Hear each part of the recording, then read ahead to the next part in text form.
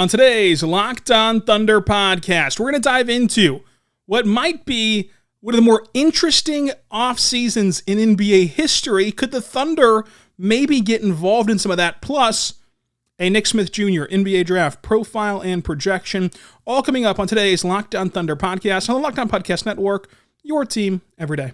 You are Locked On Thunder, your daily Oklahoma City Thunder podcast. Part of the Locked On Podcast Network, your team every day.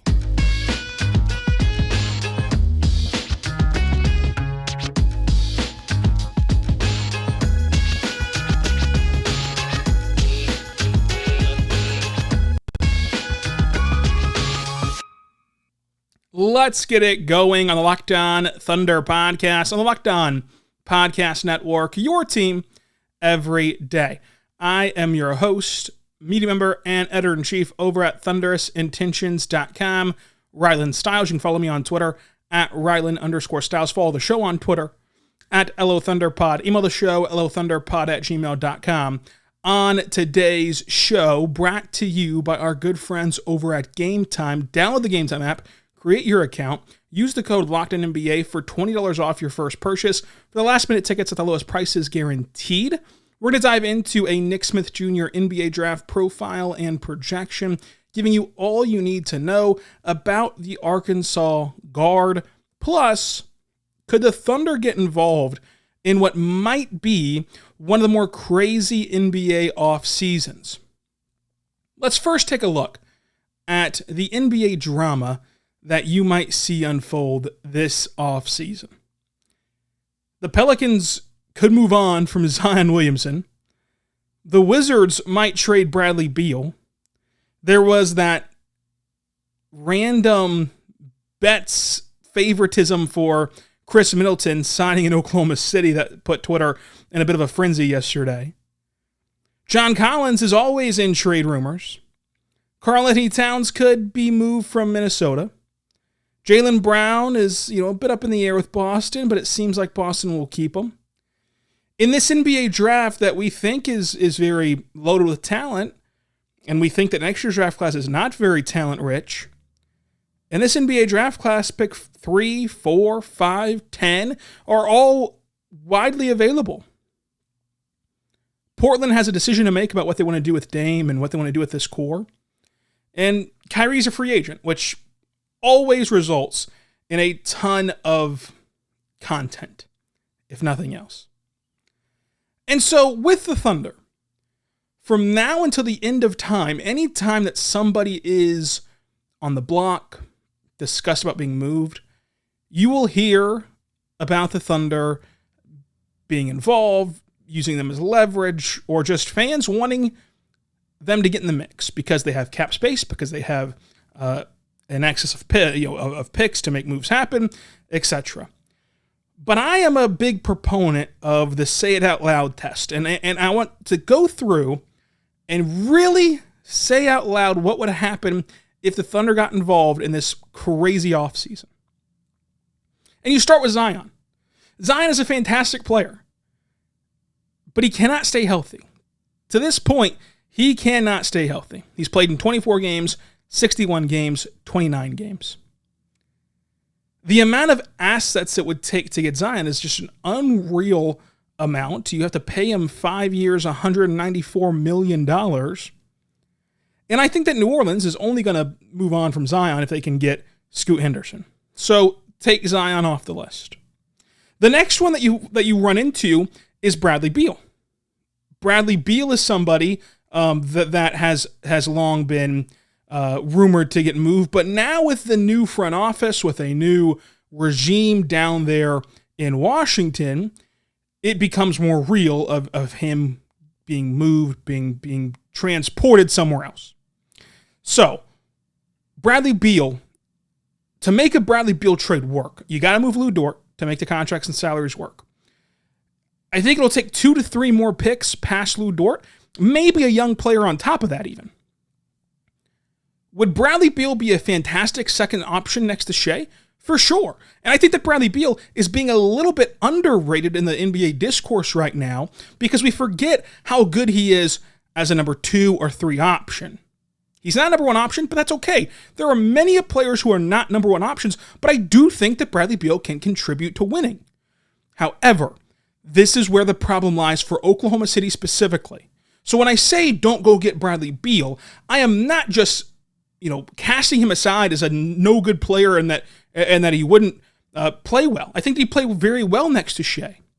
But the issue is the contract. It's one of the worst contracts in basketball for the Thunder specifically. And in general in basketball, but also specifically for the Thunder. It is a 5-year, $251 million, which obviously expands into when you need to start paying your young core and impacts your ability to pay your young core for a 30-year-old who's not a free agent until 2027. So as you can see, it sounds really good as the Shams tweet goes out, as the Woj tweet goes out to say, well, go get Bradley Beal, go get Zion, go get these players. But when you actually say it out loud and think about it, it would not make sense to push all in for Brad Beal right now. It just wouldn't. It wouldn't make sense for him. It wouldn't make sense for the Thunder. He has no trade clause. I think he'd probably waive it to go to Oklahoma City hypothetically, but still, it wouldn't make sense for anybody involved. And so that knocks Bradley Beal off the board. Now let's talk Khris Middleton. First and foremost, the Thunder being the favorites to sign Khris Middleton, I know that we always want to look into things and Vegas knows and we hype up the information and intel that the sports books have. The reason why Khris Middleton is the favorite to go to Oklahoma City is because Oklahoma City has cap space. In reality of what you would expect him to do this offseason, you would expect him to go to Milwaukee. But if not Milwaukee, is the key phrase in all of this, you got to find a team that has cap space to sign him. And so the Thunder do. And in a vacuum, signing a player to a 1 or 2 year deal is of no consequence for Oklahoma City. They could sign you the listener, they could sign you to a 1 year deal. It wouldn't matter because you wouldn't be impacting their ability to sign their young core. So that's a positive in the Khris Middleton conversation. He's a 3-time All-Star. He was a key piece of the Bucks winning a championship. He's 31 years old, so he brings kind of that veteranship. You would imagine you only sign him to a 1 or 2 year deal, which does not hinder you from signing another young player. He's in the 50th percentile as an ISO defender. He's in the 83rd percentile as a pick and roll ball handler. He does some things very well. But I don't think it makes sense for him or the Thunder. It's just that the Thunder have cap space. But again, Khris Middleton is one that, as you say it out loud, it doesn't jump off the page as a terrible move. We just know it's not quite the move that the Thunder are looking to make right now. But that one is at least palatable because you would imagine you can pay him and not impact your future ability to pay a Chet or J-Dub or Giddey, or whoever. The next name is John Collins. He is always on the trade radar for every season, right? Every off season, every trade deadline season. Every time that you talk about John Collins, it's about getting moved. To me, trading for John Collins is just making a move to make a move. It is just getting involved to get involved. And that's not how the Thunder operate. Between the money owed to John Collins, which is $25 million next year, $26 million in 2024-25, and $26 million in 25-26, between the money owed to him, plus the assets it takes to get him, it doesn't make a ton of sense for a guy who is, shooting 76% at the rim, 74% at the mid-range, 29% from three, according to Cleaning the Glass. He's 23rd percentile in overall offense on synergy, 40th percentile in defending post-ups, 46th percentile defending isolations, according to synergy. Like, he's a fine player. He's a fine player. But getting him at the cost of the money and the cost of the assets that you need to trade for him, it would be just changing things for the sake of change, and the Thunder aren't in that spot yet. We forget that the Thunder have had this vision and that they haven't really gotten to see it unfold, even though they did leap up to a 41 team this year. Their vision, in part, is centered around Chet, along with SGA, of course. And they haven't gotten to see all these things blend together. And so as you start to talk about these big moves, again, it sounds fantastic. The second that the Woj tweet goes out, it sounds phenomenal. It sounds like, well, why wouldn't the Thunder get involved? They have picks, they have cap. But as you peel it back and realize that it's not just for this instant, 1 hour post-Woj tweet time frame, and that it has deeper issues moving forward, it doesn't seem as likely that the Thunder will get involved in a big move this offseason. But what is likely for Oklahoma City this offseason? We'll talk about that coming up. But first, I want to say right now, but our good friends over at Game Time. Game Time is a fantastic app, which you can go to right now. Download the Game Time app, use code LOCKEDONNBA for $20 off of your first purchase. It is fantastic. It is something that you should go use right now because Game Time offers you the ability to buy last-minute tickets at the lowest prices guaranteed. You can buy tickets to sporting events, music, comedy, theater, anything you want to. They have deals on last-minute tickets at the lowest prices, and you can stop stressing over the event that you want to go see and just get extremely excited for that event. They also have flash deals, which are great. It's easy to buy tickets for every kind of event you want. You get an image from your seat, which is a phenomenal feature in my opinion. You can get the lowest prices, but you can also get event cancellation protection, job loss protection. That way you are protected when you're buying these tickets and planning out these events. But if you forget to plan, that's fine too, because you don't have to plan in advance because you can just get the lowest prices last minute at Game Time. So go there right now. Game Time, create your account, download the app, use the code LOCKEDONNBA. Whenever you use the code LOCKEDONNBA, you'll get $20 off of your first purchase. Download the Game Time app today. Last minute tickets, lowest prices guaranteed. We're back on the Locked On Thunder podcast, on the Locked On Podcast Network, your team every day. Thank you so much for making us your first listen every single morning, every single day. We're here for you, talking Thunder basketball. We've talked about, dismissing trading for John Collins and dismissing Dame and dismissing all these other players. For Jaylen Brown and Karl-Anthony Towns, too much money, doesn't really fit the play style and not worth the assets it takes to go get them. So, forget about them. For Kyrie and Dame, this does not impact the Thunder in terms of, no one believes or thinks or advocates for the Thunder to go get either one of these guys. But whatever their next steps are, and whatever the next steps are of their teams that they're currently on, does heavily impact Oklahoma City. So keep an eye on them as well. So what could Oklahoma City do? What could happen this offseason if not for a big move? I don't think that we'll be shocked by a move that happens between now and, let's say, July 7th when everything's calmed down. I don't think that we're going to wake up to a Woj tweet and just be like, what did Sam Presti do? What I think could happen, though, is that we wake up to a Woj tweet and we're blown away by the latest and greatest blockbuster move in the best offseason in sports. And then in the fine print, or maybe in the third tweet of the thread,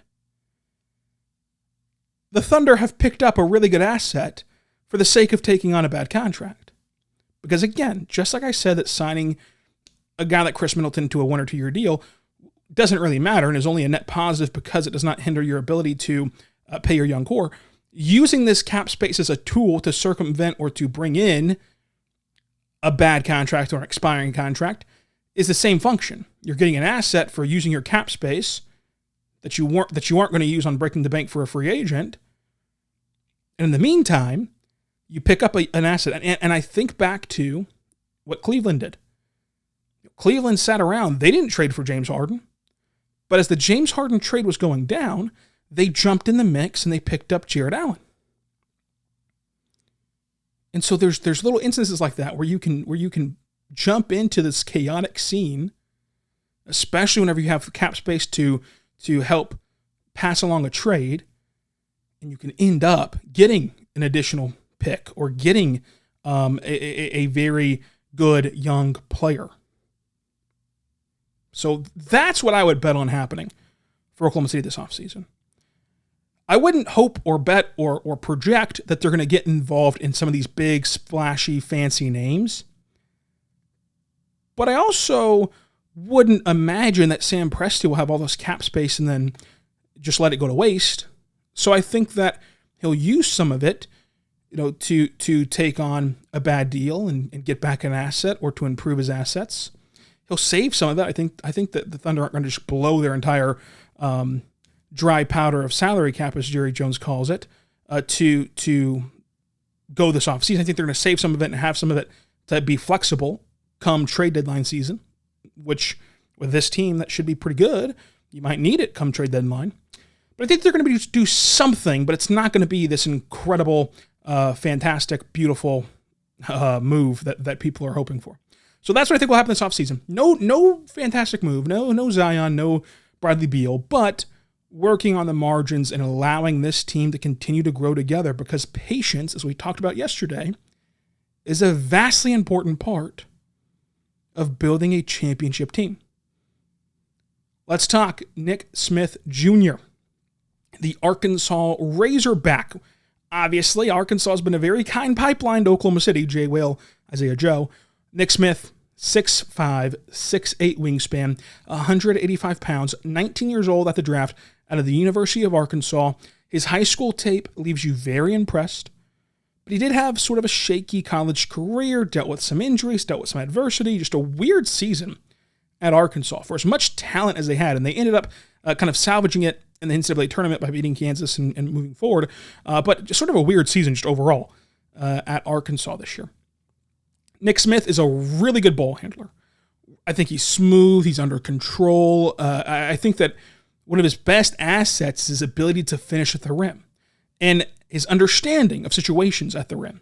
He understands when to be physical at the rim to try to finish through you, when to avoid contact, when to use floaters, when to use runners.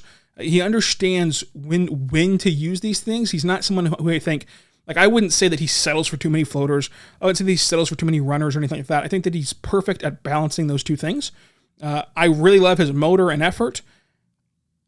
I think that helps him on the defensive end, but I do have questions about how good he can be defensively in the NBA just because of his frame and size. But on offense, I like his playmaking. I like his ball handling. I like his cutting ability at a high level. I think that he can be a pick and roll guy as a ball handler off the bench. I think that he has catch and shoot upside. Didn't have the success percentage-wise shooting the ball in college, but the jumper looks good. Had the success in college, in high school, obviously. And I think that as a catch and shoot weapon, he could be a nice weapon for OKC off ball. But a really good scorer, and I like him as a scorer for sure. Weaknesses, his frame to me is just not quite NBA ready. I think that he'll get pushed around a bit, especially early on in his career. How quickly can you get that changed, if ever do you get that changed? How limiting is that defensively is another question for me with him. Mention that shooting upside. Like, the jump shot looks clean, but why aren't they going in would be my question. And like, how do you solve that? How do you get the production to match the eye test of his jump shot? What does he look like as an NBA scorer? It's sort of the same conversation we had with Keontae George. If your whole identity or like focal point is scoring the basketball, but yet in college you didn't score it efficiently, 37% from the floor, 33% from three, 74% at the free throw line. How do you get better at that once you go to NBA competition? Now, there are some pathways to it. You can see better floor spacing at the NBA level. You're not going to be the focal point at the NBA level for the most of these cases for these guys, etc. But can you become an efficient scorer in the NBA? Like, if your job is bucket getting, can you do it efficiently though? And then at times his shot selection was questionable at best. In some pretty important spots at times, his shot selection was a little bit off. So I would worry about that. But again, at Arkansas, he dealt with injuries. He only played 17 games.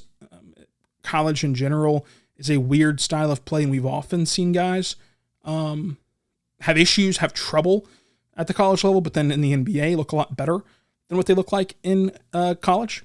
So I understand the appeal of Nick Smith, especially whenever you talk about his scoring ability. But I think at 12, there's probably going to be better value on the board, and we'll talk about what he looks like on Synergy and where he's available at coming up. We're back on the Locked On Thunder podcast, on the Locked On Podcast Network, your team every day. Thank you so much for making us your first listen every single morning, every single day. We're here for you, talking Thunder basketball. For your second listen, check out the Locked On NBA Big Board podcast to discuss the NBA draft at large with Rafael Barlow, one of the best in the business at getting information, intel, and also evaluating talent. And then also for this podcast, you're going to get on the podcast feed, you're going to get a bonus pod with our mock draft, the pick that I had, but you can go to the Locked On NBA feed and see the entire draft for the mock draft, for the Locked On mock draft. I think it's one of the best mock drafts there are. It's very, very good. And I think they're going to love my pick. We'll diagnose that pick on tomorrow's show and also do another draft profile. I think tomorrow we'll do Bryce Sensabaugh, but let me know down below who you want to hear about on this pod in the comments on YouTube and on Twitter at Rylan_Stiles. And let's dive into Nick Smith Jr. on Synergy. 38th percentile overall offense, 44th percentile half-court offense, 74th percentile spot up, 43rd percentile off screens, 96th percentile off of handoffs, and then 33 percentile on catch and shoot. I should say 33% on catch and shoot, 64% at the rim. Defensively, 79th percentile overall defense, 79th percentile half-court defense and defending against pick and roll, 82nd percentile in spot ups, and 54th percentile in handoffs defense. Availability for range. Ringer has him at 20, ESPN at 12, Athletic at 19, Bleacher Report at 15, CBS at 20, Sports Illustrated at 13, Yahoo at 9, Draftin' at 17, Tankathon at 14. I have him at 17, and then Mavs Draft has him at 27. The ceiling and floor for Nick Smith. I think his ceiling is a legit, like if he hit his ceiling, his best possible NBA outcome, I think it'll be a second or third scoring option in the NBA, and a really high functioning piece of your offense. His floor in the NBA, I would say, is a bench score that kind of helps lift your second unit as a scorer, but his deficiencies end up making it so he probably can't close games. Can't close out games on the floor with you, and plays those bench minutes. One NBA comp that I think I like for his ceiling would be Tyler Hero. I know that KOC had that one, and that there's other ones out there too that think Nick Smith can be a Tyler Hero type as his ceiling. I like that. I like that a lot. His fit with OKC. So if you draft Nick Smith, you're hoping that in the future he'll be your second or third scoring option. For the immediate future of like next season, you would hope that he can be your best scorer off the bench. And then rotationally and roster impact-wise, it would mean Trey Man's gone. Because again, if you use this state out loud, that's what we did in the first segment, you say it out loud that like, hey, we're drafting Nick Smith Jr. number 12 overall. That is raising the flag that like, hey, we think he's a much better option, much better scorer, much better player potentially than Trey Mann, to where we'd rather invest in Nick Smith Jr. We're investing this lottery pick in Nick Smith Jr., and it's time for him to kind of see what he can do. So I think that would kind of signal that, hey, they want to try something different than Trey Mann. Why the Thunder should take him? Look, if you believe in the high school tape, which is phenomenal, and you believe that he can be a high-level scorer, I do believe OKC needs another bucket getter. Like I think this Thunder team needs someone who can score besides Shea. And so that is all very appealing.